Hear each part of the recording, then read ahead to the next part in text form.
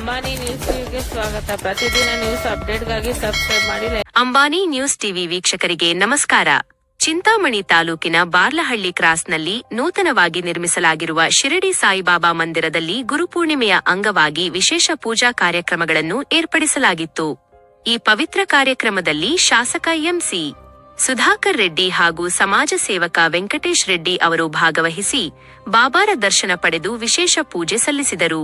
ಇದೇ ಸಂದರ್ಭದಲ್ಲಿ ಮಾಧ್ಯಮ ಮಿತ್ರರೊಂದಿಗೆ ಮಾತನಾಡಿದ ಶಾಸಕ ಎಂಸಿ ಸುಧಾಕರ್ ರೆಡ್ಡಿ ಅವರು ಬಾರ್ಲಹಳ್ಳಿ ಕ್ರಾಸ್ನೊಂದಿಗಿನ ತಮ್ಮ ಹಳೆಯ ರಾಜಕೀಯ ನೆನಪುಗಳನ್ನು ಮೆಲುಕು ಹಾಕಿದರು.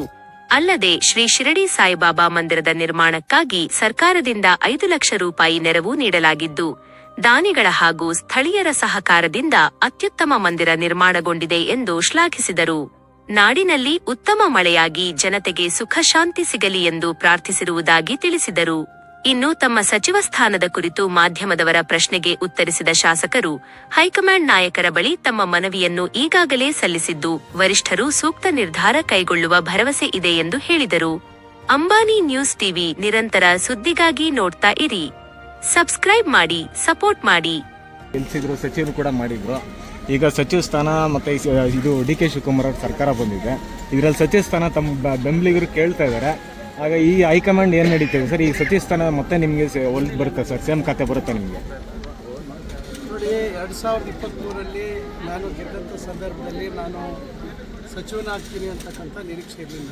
ಆದರೂ ಪಕ್ಷದ ಹೈಕಮಾಂಡ್ ಅವರು ನನ್ನನ್ನು ಗುರುತಿಸಿ ನನಗೆ ಸಚಿವ ಸ್ಥಾನವನ್ನು ಕೊಟ್ಟರು, ಒಳ್ಳೆ ಖಾತೆಯನ್ನು ಕೊಟ್ಟರು. 3 ವರ್ಷ ನಾನು ಆ ಇಲಾಖೆಯಲ್ಲಿ ಪ್ರಾಮಾಣಿಕವಾಗಿ ಆ ಇಲಾಖೆಯ ಉನ್ನತಿ ಮತ್ತು ಉನ್ನತ ಶಿಕ್ಷಣದ ಏಳಿಗೆಗೆ ನಾನು ಕೆಲಸ ಮಾಡಿದ್ದೇನೆ.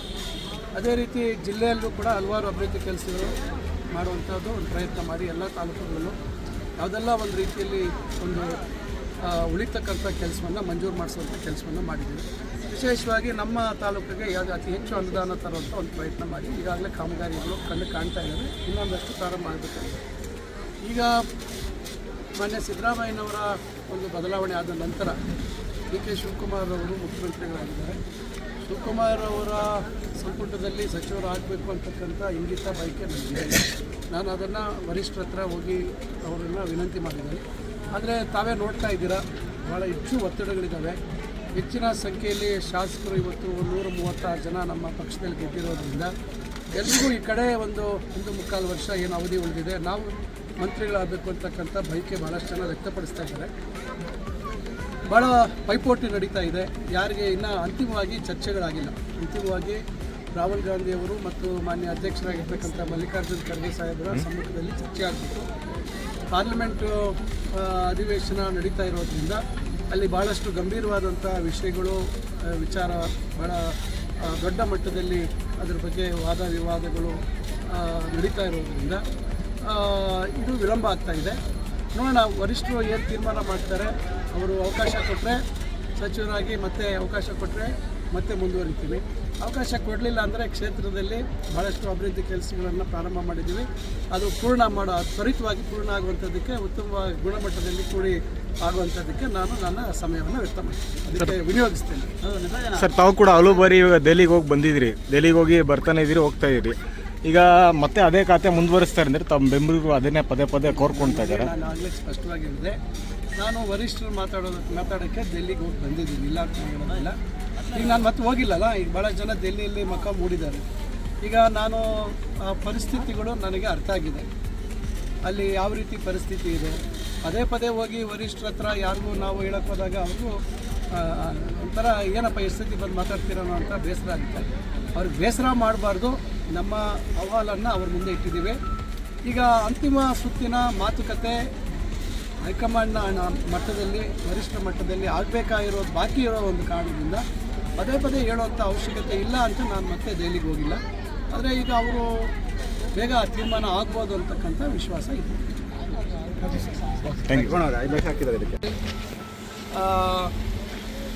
ನಮ್ಮ ಏನು ಕ್ರಾಸ್ ಇದೆ?